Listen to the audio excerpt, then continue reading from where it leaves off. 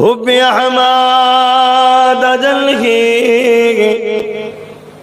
उस सीने में है। मैं खाऊं मेरा दिल मदीने में है। फूलों का तो फूल है, का हुस्न है, लुत्फ़े जन्नत से बढ़कर मदीने में है। अल्लाहुम्मा सल्ली अला मौलाना मुहम्मद वला आले।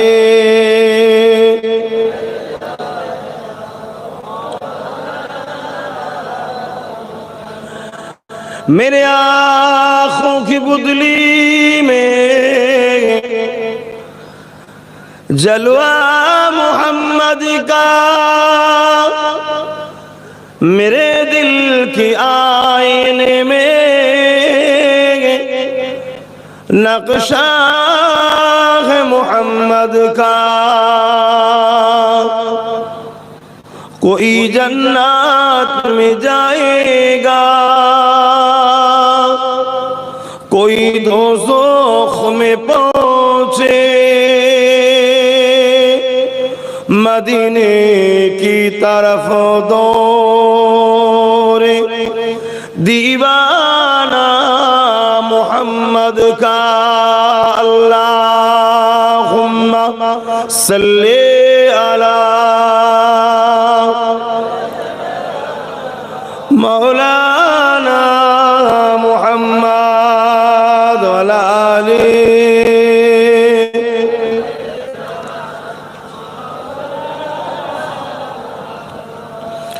कलमे ला इलाहा इल्लल्लाह, ला इलाहा इल्लल्लाह, ला इलाहा इल्लल्लाह मुहम्मदुर रसूलुल्लाह। हस्बी रब्बी जल्लल्लाह मा फी क़ल्बी खैरुल्लाह। हस्बी रब्बी जल्लल्लाह मा फी क़ल्बी खैरुल्लाह। नूर मुहम्मद सल्लल्लाह हक़ ला इलाहा इल्लल्लाह, ला इलाहा इल्लल्लाह, ला इलाहा इल्लल्लाह मुहम्मदुर रसूलुल्लाह। अल्लाहुम्मा सल्ली अला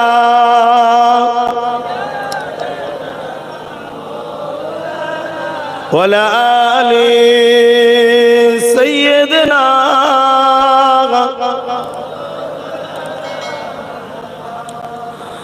वक़ाल अल्लाहु तआला फ़ी कलामिल मजीद वल फ़ुरक़ानिल हमीद।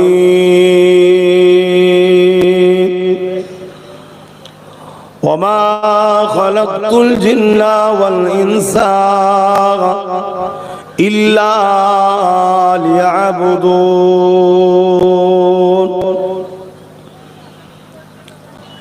काला रसूलुल्लाह सल्लल्लाहु अलैहि वसल्लम मन अहब्बा लिल्लाहि व अबग़दा लिल्लाहि व आता लिल्लाहि व मना लिल्लाहि फ़क़द इस्तक़मलल ईमान।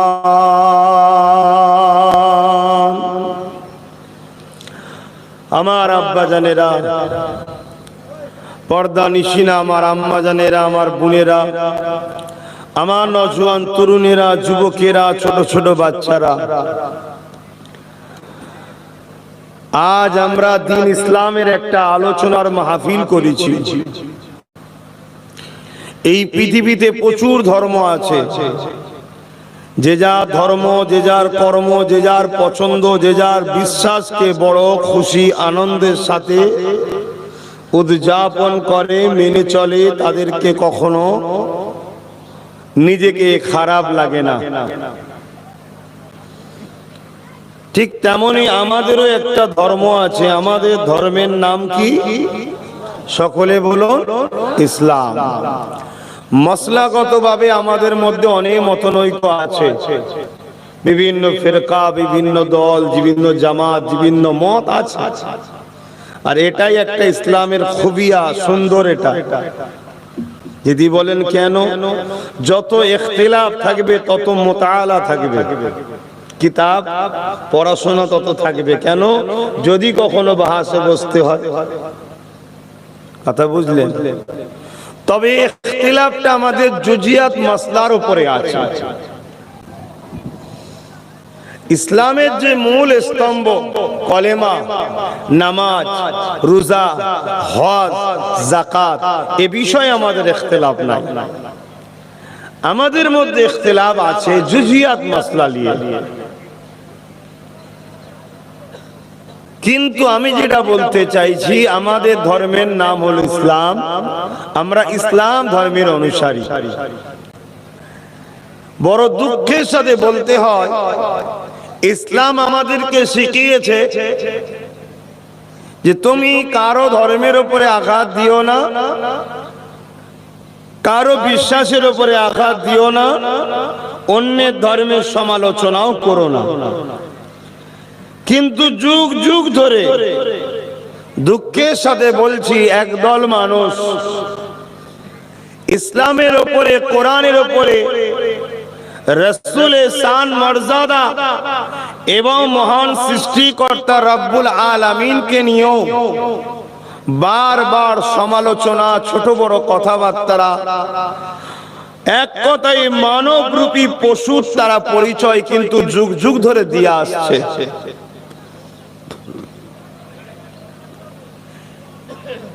কেন এটা? এর লক্ষ্যটা কি?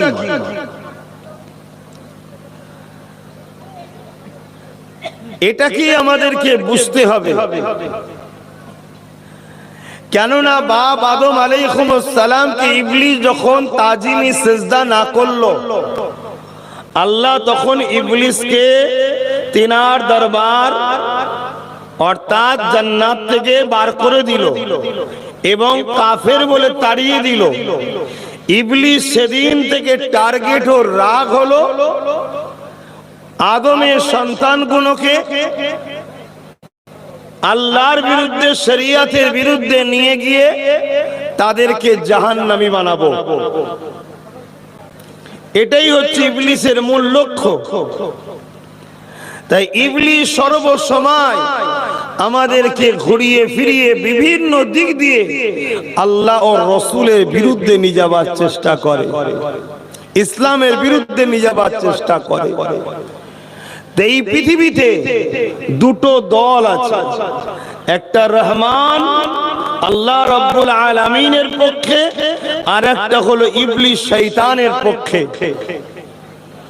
আজ বড় দুঃখের সাথে বলছি, আমার কওমের মানুষ, আমরা দাবিদার যারা ইসলামের অনুসারী, আমরাও আমাদের ধর্মে সেই মহব্বত, সেই ভালোবাসা, সেই গুরুত্ব আমাদের হৃদয় থেকে অনেকটা হ্রাস পাচ্ছে, হালকা হয়ে যাচ্ছে। কেননা আমরা সহজে মুসলমান, আমরা সহজে মসজিদ পেয়েছি। তাই মসজিদের উপরে কেউ আঘাত করলে আমাদের বুকে ব্যথা হয় না। আমরা সহজে আজান পেয়েছি, সহজে কোরআন পেয়ে গেছি, সহজে রসুলকে পেয়ে গেছি, সহজে মাদ্রাসা পেয়েছি, সহজে অলিতে গলিতে এখন আলেম ওয়াকাত রয়েছে, সহজে পেয়েছি। তাই আমাদের ইসলাম সম্বন্ধে অতটা দরদও নাই আর গুরুত্ব নাই।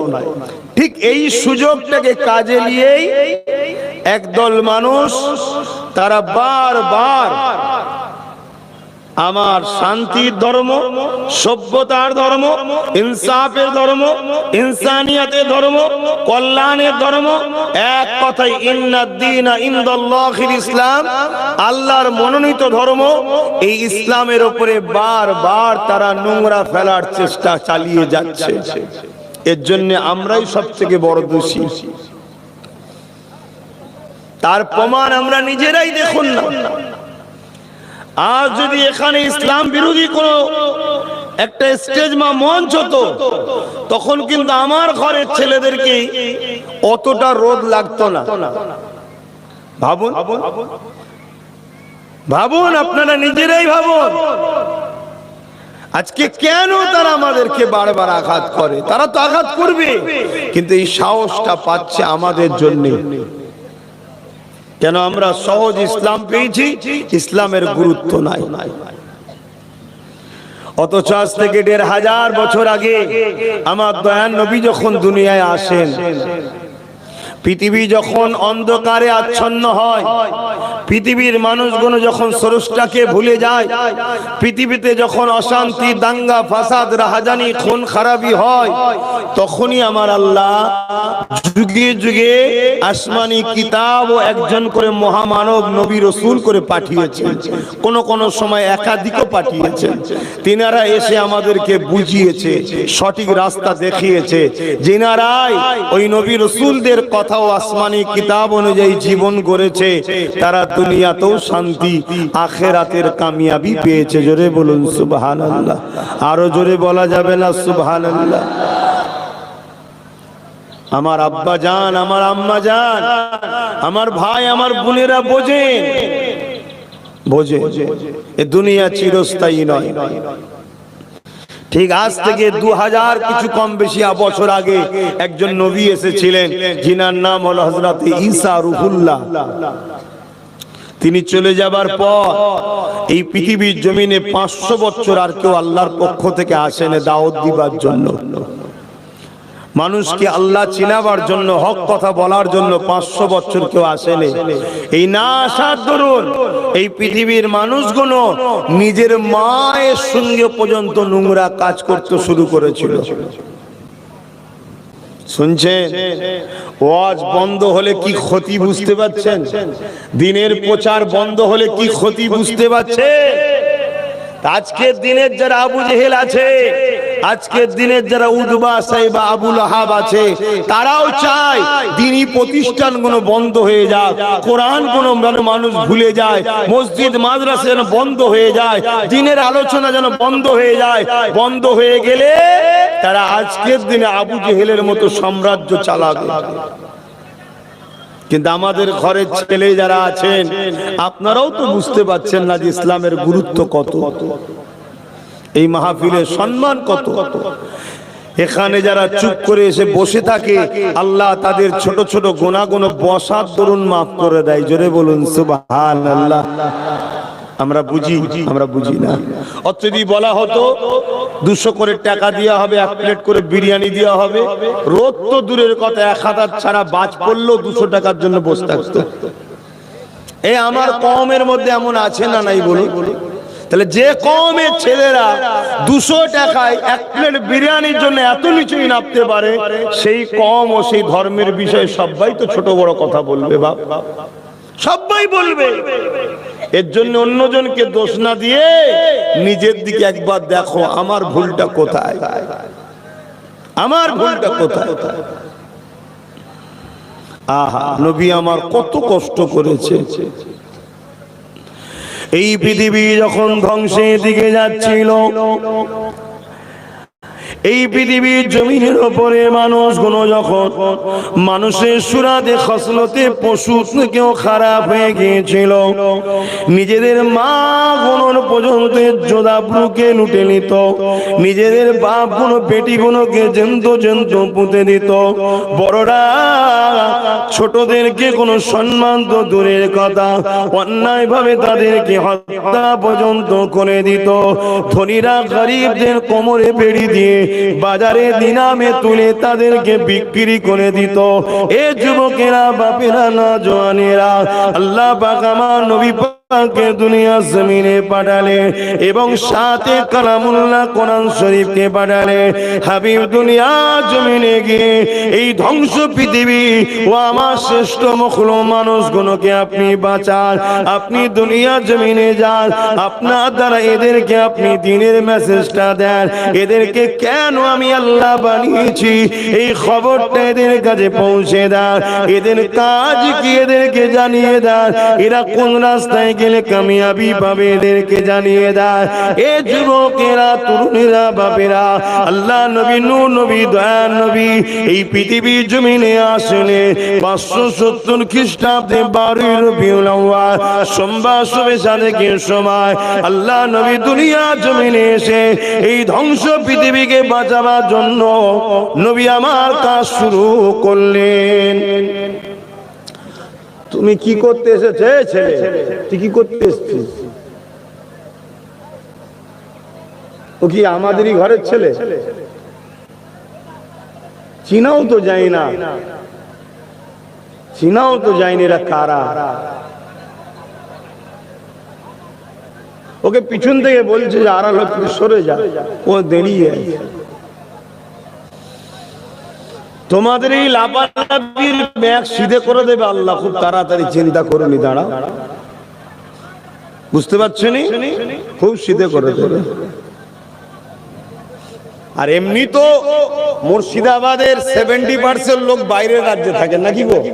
হ্যাঁ, সাইজ করে ফেলবে, দাঁড়াও, তেল এমনি কাটিয়ে ফেলবে আল্লাহ।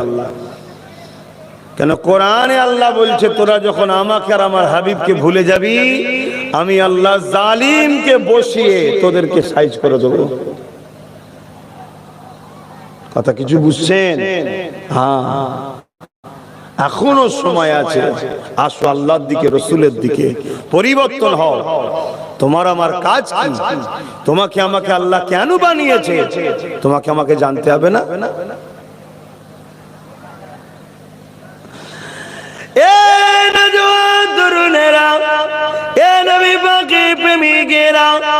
আমাদের কাজ আপনাদের কাছে বাঁচার রাস্তাটা শুধু পৌঁছে দেওয়া। অর্থাৎ রাসূলের পাক যে সময় এসেছিলেন পৃথিবী অন্ধকারে আচ্ছন্ন হয়ে গিয়েছিল, পৃথিবী সন্ত্রাসদের কবলে চলে গিয়েছিল, পৃথিবীতে মানব রূপী পশুগুলো গরিবদের কোমরে বেড়ি পরিয়ে বাজারে নিলামে তুলে বিক্রি করত, পৃথিবীর নারীগুলোকে জন্তু জন্তু পুঁতে দিত, পৃথিবীতে খুন খারাপি, ধর্ষণ, ব্যভিচারী, অশান্তি ভরে গিয়েছিল। ইনসাফ বলে কিছুই ছিল না, ইনসানিয়াত বলে কিছু ছিল না, মানবতা বলে কিছু ছিল না। এক আল্লাহকে ভুলে গিয়ে 360টার অধিক নকল খোদার উপাসনা শুরু করে দিয়েছিল।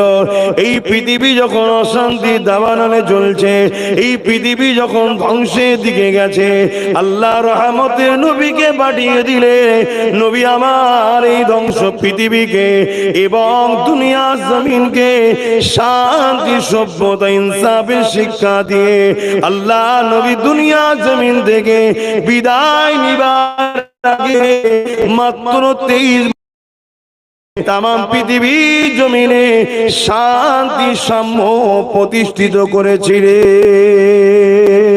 আরো জোরে বলুন সুবহান।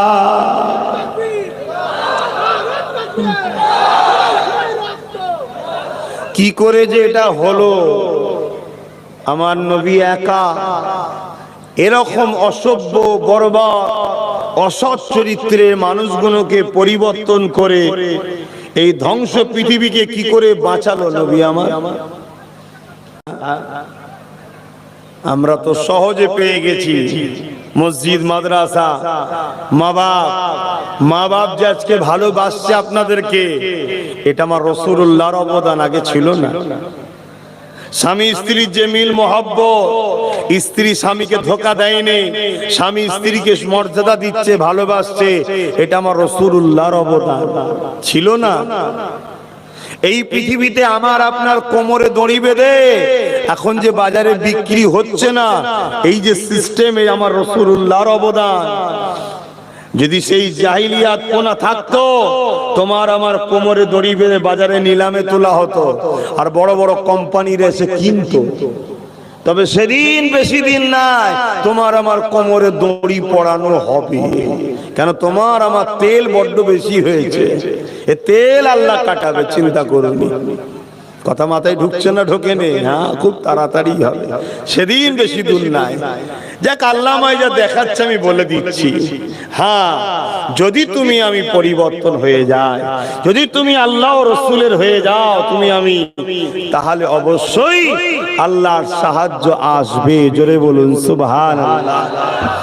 আর যদি আল্লাহ ও রাসূল ছেড়ে দিয়ে যেভাবে জীবন যাপন আমাদের চলছে, এই জীবন যাপন যদি চলতে থাকে, তাহলে বা বড় বিপদ আসছে। আমরা তো নামে মুসলমান, নামে ইসলামের অনুসারী। একটা প্রবাদ বাক্য থাকছে না, নামে তালপুকুর ঘটি ডোবে না, মানে পানি নেই অথচ তালপুকুর নাম।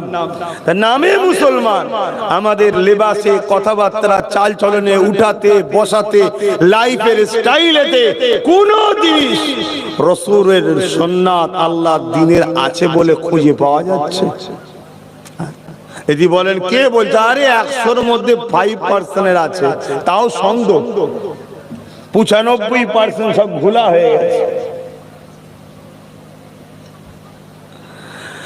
আরে মুসলমান ঘরে ছেলে মেয়েরা, তরুণেরা, আমার আম্মা জানেরা, দুনিয়া বড় দুদিনে, যিনি আখিরাতের কথা চিন্তা করে, আল্লাহ কোরআনে জানিয়ে দিল, ওয়াল তানজুরু নাফসুম মা কদ্দামাত লিগাদ।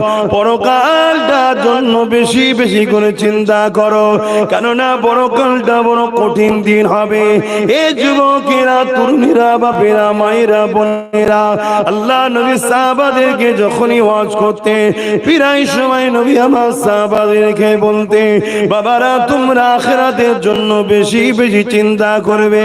সাহাবারা একদিন বলতে লাগলেন, ইয়া রাসূলুল্লাহ, হাবিবাল্লাহ, আপনি বারবার আখিরাতের কথা বলেন, ইয়া রাসূলুল্লাহ, আখিরাতটা কেমন হবে?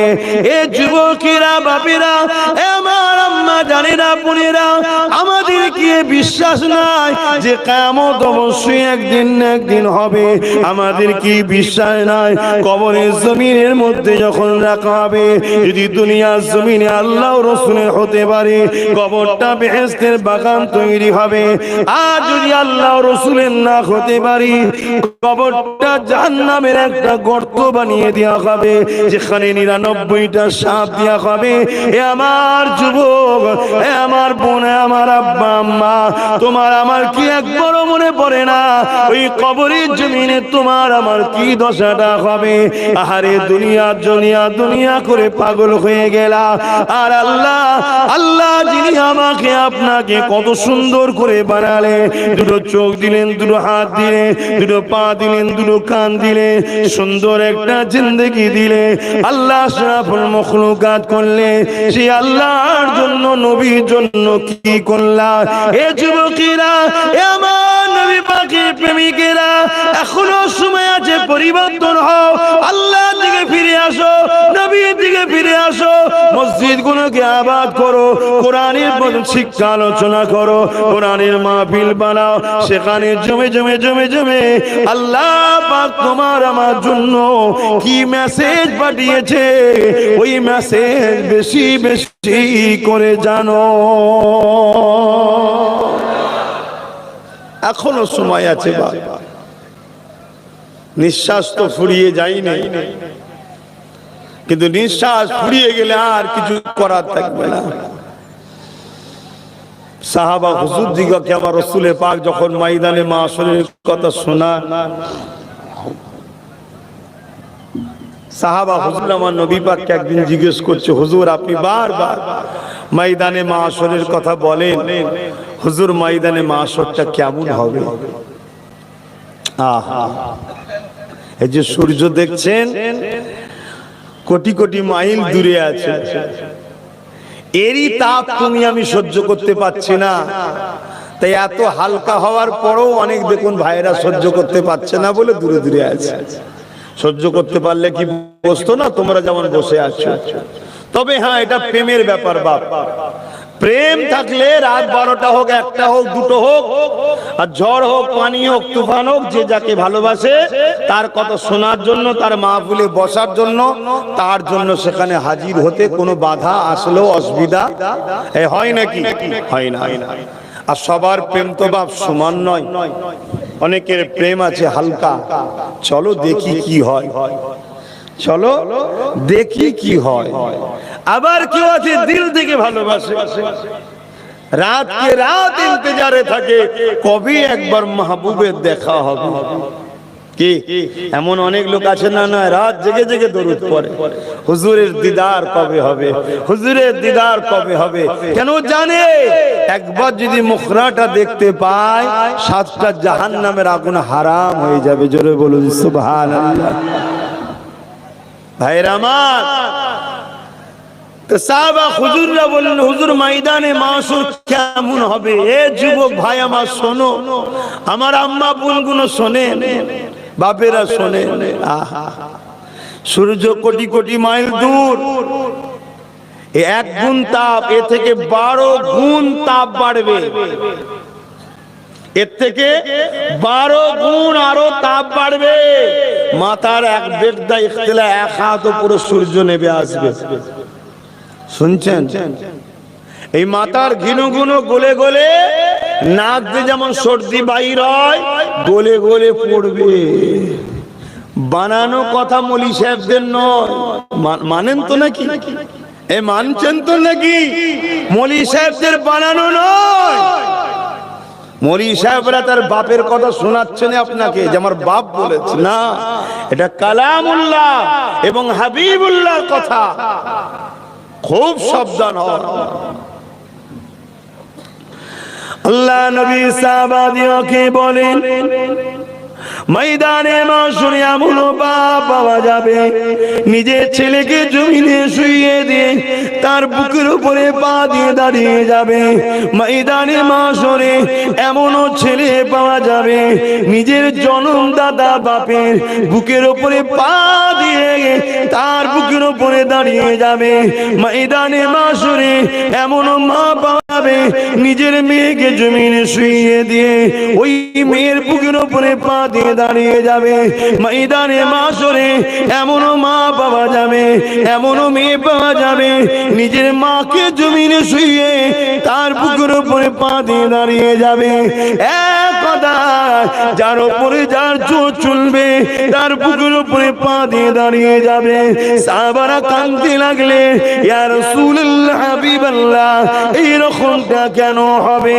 আল্লাহ নবী বলেছিলেন, এ বাবা সাহাবারা, যেমন লোহাকে আগুনে দিলে পুড়ে পুড়ে লাল হয়ে যায়, এই সূর্যের তাপেতে জমিন খানা পুড়ে লাল হয়ে যাবে, ওই জমিনে দাঁড়াতে পারবে না, সহ্য করতে পারবে না। এই যে যাকে পারবে শুইয়ে দিয়ে তার বুকের উপরে পা দিয়ে দাঁড়িয়ে যাবে। এ যুবকেরা, আজ তোমাদেরকে মুয়াজ্জিন যখন ডাকে মসজিদের দিকে তোমার গুরুত্ব নাই। আজ যখন আমরা উলামারা কোরআনের মাহফিলে ডাকি গুরুত্ব নাই, কিন্তু দুনিয়ার জমিনে যারা তোমাদেরকে লোটে, তোমাদের সহযোগিতা নিয়ে ক্ষমতায় এসে তোমার দিনকেও লোটে, তোমার দিনের সমালোচনা করে, তোমার মসজিদকে মিটায়, তোমার মাদ্রাসাকে মিটায়, তোমার হিজাবকে মিটায়, তোমার দাড়িকে ক্রিটিসাইজ করে, তোমার বাচ্চাগুলোকে অশিক্ষিত বানায়। যারা ইসলামের দুশমন, তারা যখন ডাকে সেখানে ভিড় করে যে বসো, কেননা আমার দাদা খুশি হবে, 100 টাকা দেবে, বিরিয়ানি দেবে, মনে রেখে দেবে দুনিয়ায় তুমি যাকে দিল দিয়েছো হাসরে তার সঙ্গে থাকবে, কিন্তু দুনিয়া জমিনে আমরা আল্লাহর জন্য, নবীর জন্য, কোরআনের জন্য, দ্বীনের জন্য, সত্যের জন্য, ইনসাফের জন্য যারা এই কষ্ট করে করে মসজিদে যায়, ফজরের সময় 5 ওয়াক্ত যায়, মাদ্রাসা বানায়, ওখানে দ্বীনের তালিম শিক্ষা অর্জন করে, অনেকে বলে মোল্লা মৌলভী সাহেব হয়ে কি করবি তোরা, এরপরও তারা পিছিয়ে যায় না। অনেকে আবার দানও করে, অনেকে আবার বলে দান করে কি পাবি, এরপরও তারা দান করে যায়। মনে রাখবেন এক কথাই, যারা আল্লাহ ও রাসূলের পক্ষে থাকবে পরকালে তাদের জন্য আমার আল্লাহ পাকই যথেষ্ট। আরো জোরে বলুন সুবহান। আমরা অনেক বুঝাই, কিছু মানুষ শোনে, কিছু মানুষ এক কান্দে ঢুকায় আর এক কান্দে বার করে দেয়। চল সব মৌলভী সাহেবদের কথা শুনে লাভ নেই, চ মেলাই চ, মেলাই চ, বাদাম ভাজা খাবো চ, এখানে আড্ডা দেবো চ, ওখানে আড্ডা দেবো চ। খুব ভালো লাগছে না? হাওয়া লাগিয়ে লাও গায়ে। দিন আসছে, দুনিয়া তো যেমন কুকুরের গলায় বেল পরিয়ে মনিব ঘোরায়, দুনিয়া তো তোমাদের গলায় না পড়লো কোমরে বেল পড়বে তাড়াতাড়ি। এই যে ক্যাম্প ট্যাম্প করছে বলছে না, শুনছেন তো একটু একটু? হ্যাঁ, সাইজ হবেন, চিন্তা নেই। হ্যাঁ, তাদের কোনো চিন্তা নেই। যারা আল্লাহ ও রসুলকে দিল থেকে ভালোবাসে তাদের আবার চিন্তা কিসের? তারা তো এমনি জেলখানায় আছে, আছে না? না। আর দুনিয়াও সিজরুল মুমিনিন ওয়া জান্নাতুল মুমিনদের জন্য তো এই দুনিয়াটা জেলখানা। আমরা তো জেলখানাতেই আছি। আহা, এত কঠিন দিন হবে যেদিন মানুষের জমিনে দাঁড়াতে পারবে না। সেদিন কি হবে একটু চিন্তা করবেন না? এই রোদ দেখে আমাদের কষ্ট হচ্ছে, কি গো আপনাদের কষ্ট হচ্ছে নাকি? এটাও ঠিক কথা, কষ্ট হলে কি আর বসে থাকতেন? না বসে গেছেন বলে উঠতে পারছেন না? ভালোবাসেন, সম্পর্ক আছে, যা কেন অনেক দূর বাড়ি বা কখনো সখনো আসা হয়, কখনো সখনো ভাইদের সঙ্গে সাক্ষাৎ, কথা বুঝে আসছে। যাক, শোনেও ভালো লাগলো যে আপনারা ভালোবাসেন। আল্লাহ এই ভালোবাসাকে কবুল করুক। দুনিয়া একসাথে রেখেছেন, আখিরাতেও যেন আল্লাহ দয়া করে একসাথে জান্নাতটা দান করে। বলুন আল্লাহুম্মা আমিন। আরো জোরে বলুন আল্লাহুম্মা আমিন। দরুদ শরীফ আল্লাহুম্মা সাল্লি আলা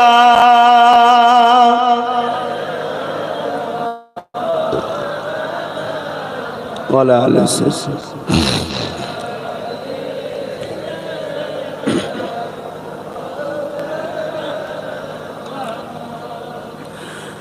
বারে বারে ভাবি একা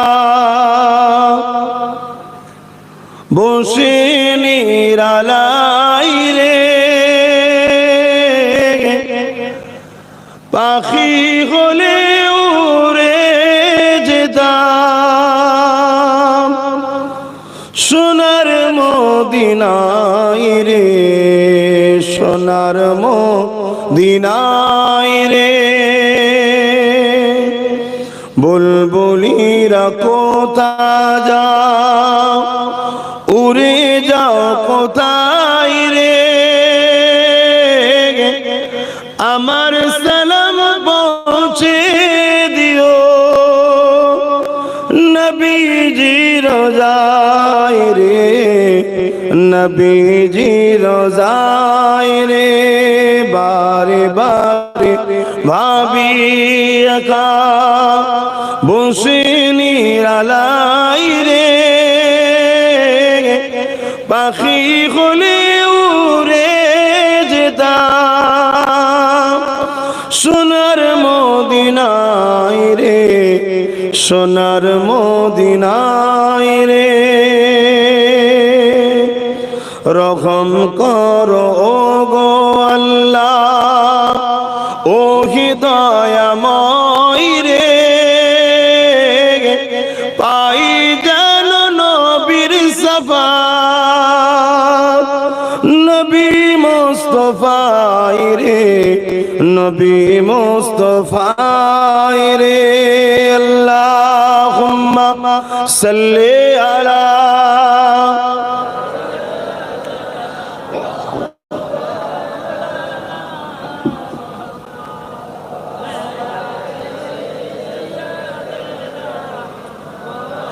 আমার আব্বা জানেরা, বাপেরা, ভাইরা, মায়েরা, বোনেরা খুব ভালো করে বোঝেন, আল্লাহ আমাদেরকে দুনিয়ায় পাঠিয়েছে তিনাকে রাজি করার জন্য, তিনার দাসত্ব করার জন্য, তিনার কথা মতো চলার জন্য।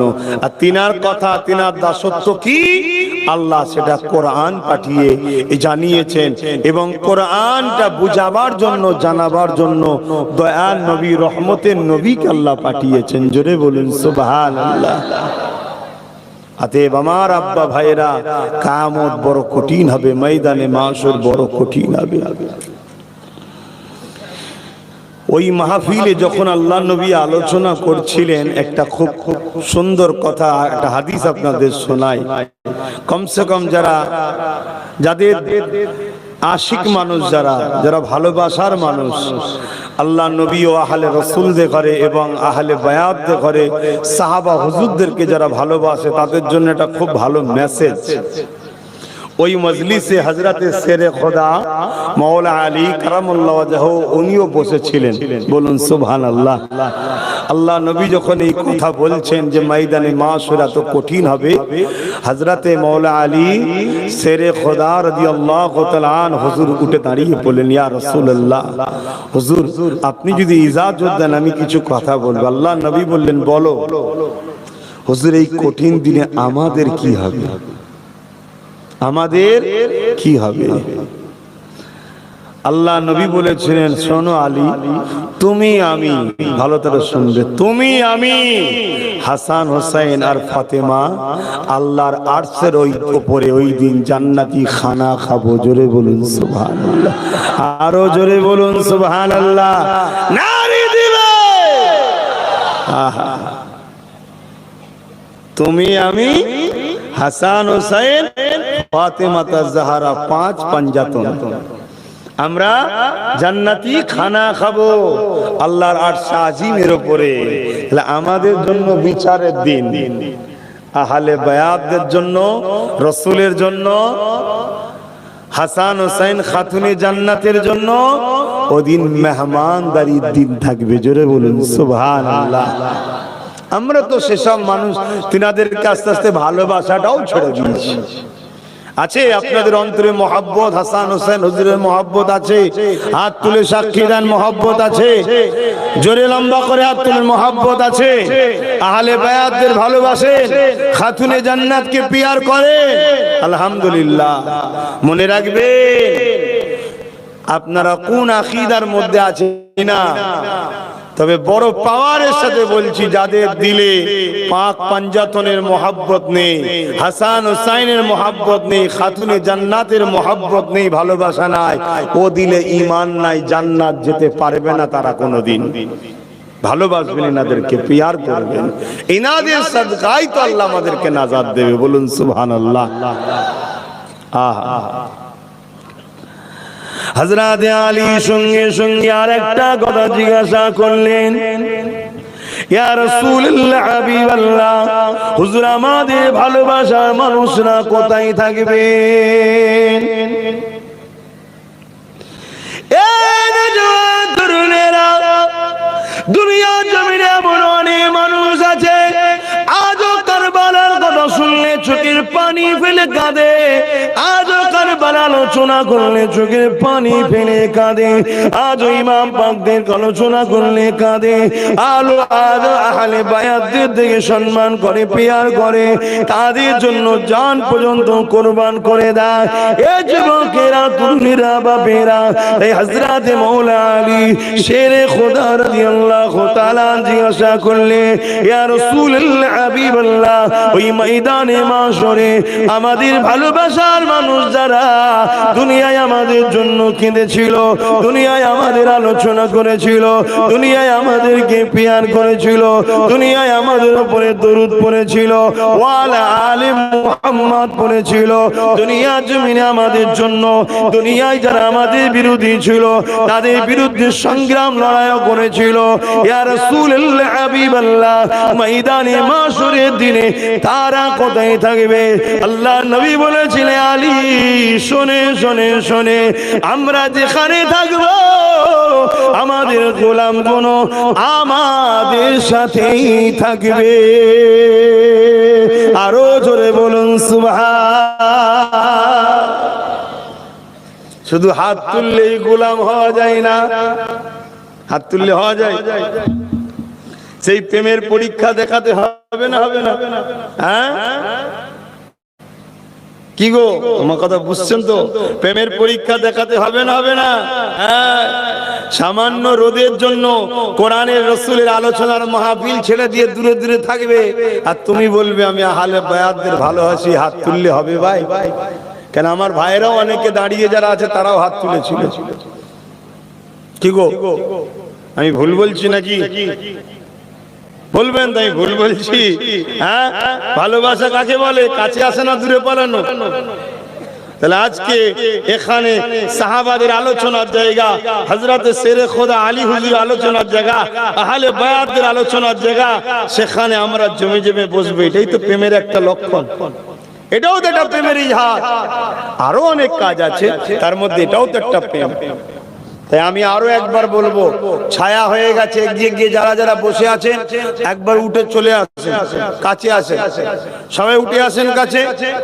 মাহফিল দেখতে খারাপ লাগছে, উঠে আসেন। এবারে মোহব্বতের মানুষ চেনা যাবে, উঠে আসেন। দেখি কারা কারা উঠে আসে দেখি। হ্যাঁ, যারা ভালোবাসে তারা আসবে, যারা ভালোবাসে না তারা সেদিনও শুনে না, আজও শুনবে না। সেদিন সাহাবাদের কথা শুনেছে নাকি? নবীর কথা শুনেছে নাকি? আজকে আমাদের কথা শুনবে? উঠে আসেন যারা ভালোবাসেন, উঠে গায়ে গায়ে বসেন। এখন তো ঠান্ডা হয়ে গেছে, আর তো আছি 1 ঘন্টা 5 মিনিট, একটু কমসে কম গায়ে গায়ে সেটে যান। দেখি কজন ওঠে আর কজন বসে রয়ে যায়, এটাও একটু দেখার দরকার আছে না নাই? কি গো বলুন, দেখার দরকার আছে না না? হ্যাঁ, হযরতে আলী কে জানেন? কে? হ্যাঁ, আল্লাহ নবী বলেছেন হযরতে আলী কে? ঘরের ভেতরের কথা, ঘরের ভেতরের কথা দুনিয়ার কেউ জানতো না।